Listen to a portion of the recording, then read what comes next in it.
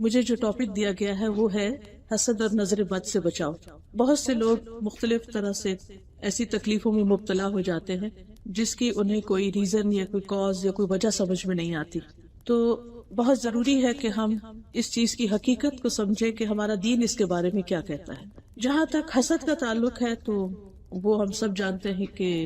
It exists, اس کا وجود ہے۔ اور انسان کی جب پیدائش ہوئی تھی آدم علیہ السلام کی، تو سب سے پہلے تو ابلیس نے آدم علیہ السلام سے حسد کیا تھا اور ان کو سجدہ کرنے سے انکار کیا تھا۔ اس کے بعد ہم دیکھتے ہیں کہ آدم علیہ السلام کے بیٹوں میں حابیل اور قابیل جو دو بھائی تھے، ان کے بیچ میں ایسے ہی جذبات پیدا ہو گئے تھے، جس کی بنا پر جو سب سے پہلا قتل تھا دنیا میں وہ حسد ہی کی وجہ سے ہوا تھا کہ قابیل جو تھا وہ حابیل سے حسد کرتا تھا۔ حسد ہوتا کیا ہے؟ حسد کا مطلب ہوتا ہے کہ انسان کسی کو ملنے والی کسی نعمت پر خوش نہ ہو اور اس بات کی تمنا کرے کہ وہ نعمت اس سے بس چھن جائے کسی طرح، یا پھر اس سے آگے بڑھ کر اسے نقصان پہنچانے کی کوشش کرے، اسے چھیننے کی کوشش کرے یا اسے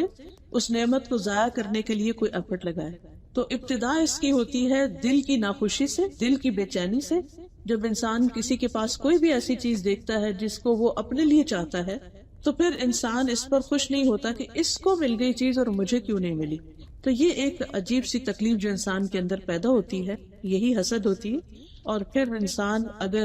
یہ چاہے کہ دوسرے کو جو چیز ملی ہے وہ اس سے ختم ہو جائے، فنا ہو جائے، زوال ہو جائے اس کا، تو یہ اس سے اگلا درجہ ہے۔ اور پھر اگر اس کی خواہش سے بڑھ کر یا دل کے خیال سوچ سے بڑھ کر وہ ایکشن میں آ جاتی ہے تو اس سے بھی بڑا ظلم ہے اور اس سے بھی شدید قسم کا حسد ہے۔ اور یہ حسد جو ہے کبھی کسی کی دولت پر ہوتا ہے، کبھی کسی کی اولاد کی وجہ سے ہوتا ہے، کبھی کسی کے عہدے کی وجہ سے، کبھی کسی کے بزنس کی وجہ سے، کبھی کسی کے علم پر، اور کبھی کسی بھی اور ملنے والی نعمت پر عام طور پر انسان کو حسد واقع ہوتا ہے۔ ہر انسان کے اندر کسی نہ کسی درجے میں ایسے جذبات ضرور پائے جاتے ہیں، یعنی حسد کے جذبات جو کہ منفی جذبات ہیں، اور یہ انسان کے اندر جیسے غصے کا جذبات ہوتے ہیں یا حسد کے ہیں یا نفرت کے ہیں، تو یہ رکھے کیوں گئے ہیں؟ بنیادی طور پر یہ انسان کے امتحان کے لیے ہوتے ہیں، انسان کا ایک ٹیسٹ ہوتا ہے کہ اس موقع پر آیا انسان اپنے آپ کو کنٹرول کر سکتا ہے یا نہیں، اپنی نیگیٹیوٹی کو پازیٹیوٹی میں بدل سکتا ہے یا نہیں، اور جو بدل لیتا ہے وہ کامیاب ہو جاتا ہے۔ اسی لیے قرآن مجید میں آتا نا، قد افلح من تزکا، وہ کامیاب ہو گیا جس نے اپنے آپ کو پاک کر لیا، یعنی اپنے دل کو، اپنے خیالات کو، اپنے جذبات کو منفی رجحانات سے، ٹرینڈ سے صاف کر لیا۔ اور یہ نہیں کہ ایک دفعہ کیا تو اس کے بعد دوبارہ نہیں کچھ ہوگا، دوبارہ پھر اٹیک ہو سکتا ہے، پھر اٹیک ہو سکتا ہے، لیکن انسان اپنے ایمان کو اتنا مضبوط کرتا چلا جاتا ہے کہ ایسی چیزیں بس آتی ہیں اور واپس پلٹ جاتی ہیں، وہ اندر نہیں جاتی یا اندر جگہ نہیں بناتی، یا انسان پھر اس سے آگے نہیں بڑھتا۔ بس جیسے روزانہ ہی ہم نہاتے ہیں اگر، تو پھر اگلے دن پھر میلے ہوئے ہوتے ہیں، یا گھر کی ڈسٹنگ صفائی ہوتی ہے پھر دوبارہ ڈسٹ پڑ جاتی ہے، تو ایسے انسان کے دل پر بھی گرد و غبار پڑتا رہتا ہے، کبھی ایک منفی چیز کا، کبھی دوسری کا۔ تو بنیادی طور پر حسد جو ہے یہ دل کی بیماری ہے، یعنی جس انسان کو یہ لاحق ہوتا ہے اس کا دل بیمار ہوتا ہے، اور دل کے اندر ایسی تکلیف ہوتی ہے کہ جس کی وجہ سے انسان نہ اپنی نعمتوں کو انجوائے کر سکتا ہے اور نہ ہی کسی اور کی نعمت کو دیکھ کر خوش ہوتا ہے، یعنی اس کے اندر خوشی نہیں ہوتی۔ ایسا انسان کبھی بھی خوش نہیں رہ سکتا، وہ ہمیشہ خود بھی جلتا ہے اور پھر اس کی تمنا یہ ہوتی ہے کہ دوسروں کو بھی خوش نہ دیکھے، دوسروں کو بھی جلاتا رہے۔ اور پھر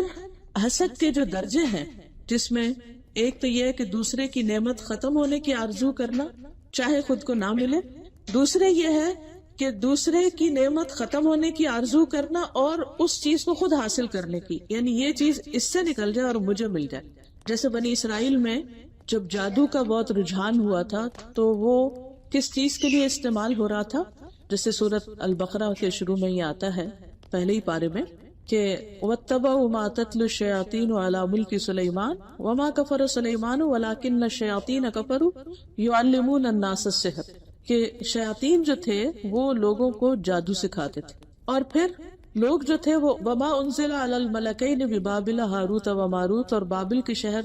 میں جو دو فرشتے آئے تھے ان پر جو علم اتارا گیا تھا، اور پھر سیکھتے بھی کیا تھا، فَيَتَعَلَّمُونَ مِنْهُمَا مَا يُفَرِّقُ بَيْنَ الْمَرْءِ وَزَوْجِهِ، وہ چیز سیکھتے تھے جس سے شوہر بیوی کے درمیان جھگڑا پڑ جائے، ان کی جدائی ہو جائے۔ اور تفاسیر میں آتا ہے کہ وہ جدائی کیوں ڈلوانا چاہتے تھے، اس کی ایک وجہ تو یہ ہوتی تھی کہ ان دونوں کا آپس میں خوش رہنا ان کو پسند نہیں تھا، یعنی کوئی بھی ہو سکتا ہے، کوئی قریبی رشتہ دار ہو سکتا ہے، دوست ہو سکتا ہے، تو اس کے لیے کہ یہ دونوں الگ ہو جائیں اور یہ خوش نہ رہے۔ دوسرا یہ ایک اور وجہ یہ بتائی جاتی ہے کہ ایک شخص کی بیوی کو اس سے جدا کر کے پھر دوسرا شخص خود اس سے شادی کرے، یعنی ان کو اس لیے الگ الگ کیا جاتا تھا تاکہ وہ نعمت جو کسی اور کے پاس ہے، جیسے کسی کی بیوی خوبصورت ہے یا بہت اچھے اخلاق کی ہے تو یہ اس کے پاس کیوں ہے، یہ میری کیوں نہ ہو جائے، تو اس پر جادو کر دیا جائے، ان دونوں میں لڑائی جھگڑے ہو، یہ الگ ہو اور پھر اس نعمت کو خود حاصل کر لیا جائے۔ تیسرا یہ ہوتا ہے کہ کسی کی بھی نعمت برداشت ہی نہ کرنا اس وقت تک جب تک اسے خود وہ نہ مل جائے یا دوسرے سے چھن نہ جائے۔ اور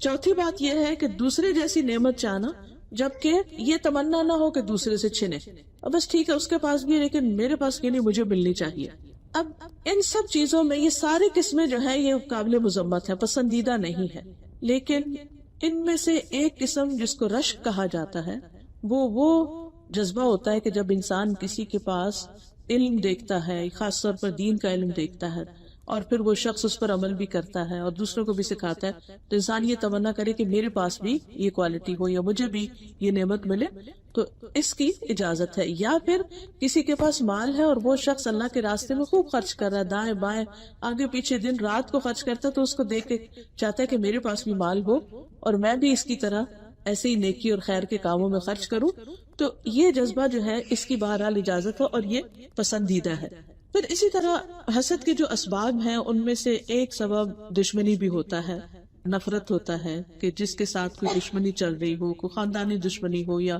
ویسے ہی ذاتی ہو یا کچھ، تو اس صورت میں انسان کا دل جو ہے وہ کسی کی خوشی کو برداشت نہیں کر سکتا۔ اور اس میں قابیل کی مثال آتی ہے کہ ان دو بھائیوں کے درمیان ایک طرح سے دشمنی تھی۔ دشمنی کیا ہوئی، اس کے بھی وجوہات بتائی جاتی ہے۔ ایک وجہ یہ کہ وہ دونوں ایک لڑکی سے شادی کرنا چاہتے تھے جبکہ حق ایک کا تھا اور دوسرے کا نہیں تھا، تو انہوں نے پھر ایک قربانی کی کہ جس کی قربانی قبول ہوگی وہ زیادہ حقدار ہوگا، تو قابیل کی قربانی قبول ہوگی تو قابیل نے پھر اس کو ختم ہی کر دیا کہ اس کو یہ نعمت نہ ملے۔ دوسری وجہ حسد کی ہوتی ہے خود عزت یا غلبہ یا کوئی مقام حاصل کرنے کی خواہش، کہ انسان یہ چاہتا ہے کہ میرا سٹیٹس جو ہے یہاں پر زیادہ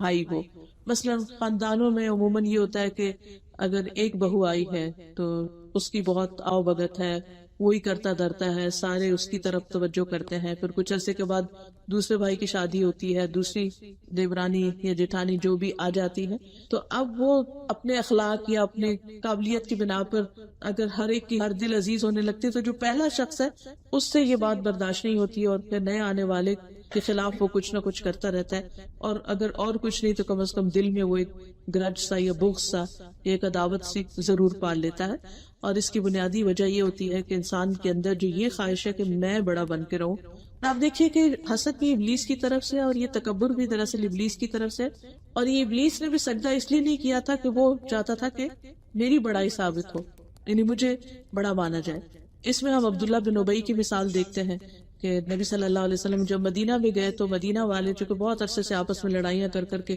تھک چکے تھے، تو انہوں نے پھر آپس کے سمجھوتے سے ایک شخص کو اپنا سردار بنانا چاہا، عبداللہ بن ابی کو۔ لیکن اتفاق کی بات یہ کہ جن دنوں اس کو تاج پہنانے کی تیاریاں ہو رہی تھی تو نبی صلی اللہ علیہ وسلم کی مدینہ میں ہجرت ہو گئی، اب سب لوگ اس کو چھوڑ کر آپ کی طرف آ گئے۔ اب یہ چیز عبداللہ بن ابی کے لیے بہت ہی ناقابل قبول تھی، اور وہ آخر تک پھر نبی صلی اللہ علیہ وسلم کے خلاف کسی نہ کسی طرح سازشیں کرتا رہا، اور کبھی الزام تراشی آپ کے گھر والوں پر اور کبھی کسی اور طریقے سے۔ تیسری بڑی وجہ جو ہے وہ بھی تکبری ہوتی ہے، جس کی وجہ سے انسان چاہتا یہ ہے کہ سب کچھ میرے ہی پاس ہو تاکہ میری امپورٹنس زیادہ ہو، تو اپنی اہمیت جتانے کے لیے۔ چوتھی چیز جو ہے وہ خود پسندی ہوتی ہے کہ انسان اپنی ہی ذات میں جیتا ہے اور وہ اس کو اپنے سوا کوئی اور اچھا نہیں لگتا، یا اپنے سوا اس کو کسی کی کوئی خوبی بھاتی نہیں۔ جب کسی کی بھی تعریف ہو تو وہ کہیں نہ کہیں سے کچھ نہ کچھ اس پر ایسا نیگیٹو کمنٹ دے گا کہ جس کی بنا پر وہ شخص جو ہے دوسروں کی نگاہ میں کمتر ہو جائے یا ذلیل ہو جائے، تو یہ چیز بھی انسان کے لیے بہت نقصان دہ ہے۔ اس میں ہم دیکھتے ہیں کہ بنی اسرائیل نے نبی صلی اللہ علیہ وسلم پر اس قسم کا حسد کیا تھا، یا مکہ والے، مکہ کے جو سردار تھے وہ نبی صلی اللہ علیہ وسلم پر ایمان نہیں رکھتے تھے، کیونکہ وہ اپنے آپ کو بڑی چیز سمجھتے اور اپنے آپ کو زیادہ قابل یا اہل سمجھتے تھے، اور کہتے تھے کہ انؤمن لبشرین مثلنا یا ما انتم الا بشر مثلنا، تم ہمارے جیسے انسان ہو، جیسے سورۃ یاسین میں بھی آتا ہے، وہ پیغمبروں کو اسی وجہ سے جھٹلایا۔ اسی طرح نبی صلی اللہ علیہ وسلم کو بھی اسی وجہ سے ان کا انکار کیا گیا۔ پھر اسی طرح یہ ہے کہ بعض اوقات انسان کو یہ ڈر اور یہ خوف، یہ انسیکیورٹی ہوتی ہے، ایک اور وجہ انسیکیور فیل کرنا، کہ اگر کسی اور کو زیادہ امپورٹنس مل گئی، یا کسی اور کو دولت زیادہ مل گئی، یا کسی اور کو عہدہ زیادہ مل گیا، تو پھر میں اپنے وہ سب کام نہیں کر سکوں گا، یا میرے جو مقاصد ہیں وہ پورے نہیں ہو سکیں گے، یا جو میں اچیو کرنا چاہتا ہوں وہ نہیں ہو سکتا۔ اس میں ہم دیکھتے ہیں کہ یوسف علیہ السلام کے بھائیوں کی مثال بھی آتی ہے کہ وہ اپنے والد کی توجہ چاہتے تھے، لیکن یوسف علیہ السلام کی شکل و صورت اور اس کے علاوہ ان کا جو اخلاق اور طور طریقہ تھا وہ اپنے والد کے لیے زیادہ پسندیدہ تھا، تو ان کی توجہ ان کی طرف تھی، تو وہ ان کو ہٹا دینا چاہتے تھے۔ وہ چاہتے تھے یخلو لکم وجہ ابیکم، یوسف کو ہٹا دو، تمہارے لیے تمہارے باپ کی توجہ جو ہے وہ تو زیادہ حاصل ہو جائے گی۔ اسی طرح بعض اوقات انسان اپنے لیے مقام اور مرتبے کی یا کسی عہدے کی جب خواہش رکھتا ہے، جس کو حب الریاسہ کہا جاتا ہے، یہ وجہ بھی عموماً لوگوں میں حسد کا ذریعہ بنتی ہے۔ کبھی جو پروفیشنل جیلسیز ہوتی ہیں، یا ایک دوسرے کے ساتھ ایک ہی جگہ پر کام کرنے والے لوگ جو ہوتے ہیں، ان کے درمیان یہ چیز پائی جاتی ہے کہ وہ ایک دوسرے کی جڑ کاٹتے رہتے ہیں۔ جو دور پار ہیں ان سے ملتے ہیں تو بہت اچھی طرح، لیکن جن لوگوں کے ساتھ اٹھنا بیٹھنا ہے ان کو برداشت نہیں کر پاتے۔ اسی طرح کچھ لوگوں کا حال یہ ہوتا ہے کہ وہ ان کے اندر ایک شح یا دل کی تنگی یا ایک نفس کی خباثت ہوتی ہے، انتہا درجے کے جالس طبیعت کے ہوتے ہیں، کہ وہ کہیں کسی کے ساتھ کچھ بھی نہیں دیکھ سکتے، یہ نہیں کہ کوئی اپنا ساتھی ہے کچھ، کہیں بھی کسی کی کوئی نعمت دیکھیں گے تو وہ ان کو پسند نہیں آئے گی۔ اور حسد جو ہے یہ اصل میں ایک خیال کی شکل میں ہوتی ہے، یعنی انسان کے دل میں خیال جنم لیتا ہے اور پھر وہ جڑ پکڑتا ہے اور پھر وہ بڑھتا چلا جاتا ہے اور پھر وہ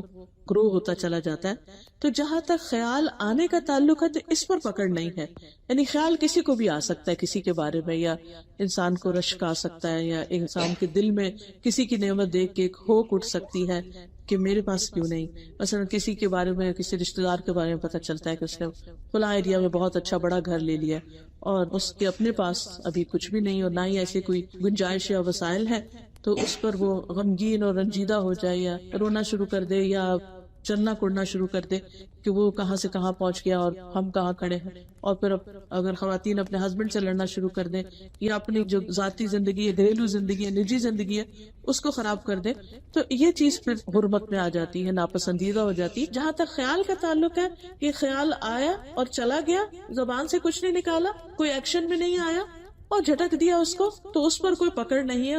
انسان کے لیے کوئی تکلیف دہ یا نقصان دہ چیز نہیں ہے۔ بنیادی طور پر اگر انسان دیکھے تو جو حاسد ہوتا ہے وہ اللہ سبحانہ تعالیٰ کی تقسیم پر راضی نہیں ہوتا، کیونکہ کسی بھی شخص کو جو کچھ بھی ملتا ہے وہ دراصل اللہ کے دینے سے، اللہ کا فیصلہ ہوتا ہے، یہ میرے رب کا فیصلہ ہے، جس کو چاہے اولاد دے، جس کو چاہے